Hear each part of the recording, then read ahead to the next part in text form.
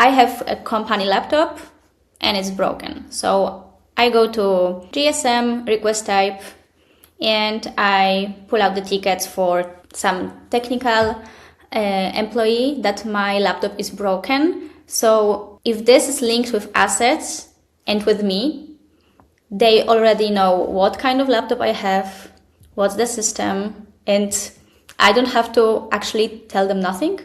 Like they have every single information that they need right there, right? Yeah, exactly. So we would run an automation to say when this user submits a request, find the user that submitted it and pull in any related hardware right into the Jira ticket. So when you're looking at it in the sidebar, you see the laptop software if you wanted to, Selena's manager if Selena needed to get a new laptop and we needed an approval. So you have all of that there. A lot of companies either don't have this at all anywhere, even if it's another system. Most companies probably have this in a spreadsheet or another tool. So they get that ticket submitted, they go to another tool, they search up the user, find all the relevant information, find the hardware, the software, the manager, all the data, and then pull that into Jira natively when they type up their response. Whereas in Jira, in Assets, it's all there. It's all immediately linked.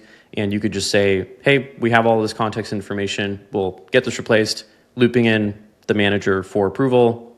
We're pretty much wrapped up here. Perfect. So first of all, it's so much faster. And also I can tell that lots of people, they even don't know what they have, like what's the software, what's the model of laptop or something. So it's so much simpler. Nice. Yeah. And if you ask someone what laptop they have, they probably won't know. They'll just say, I would tell you like MacBook. And that's all. MacBook.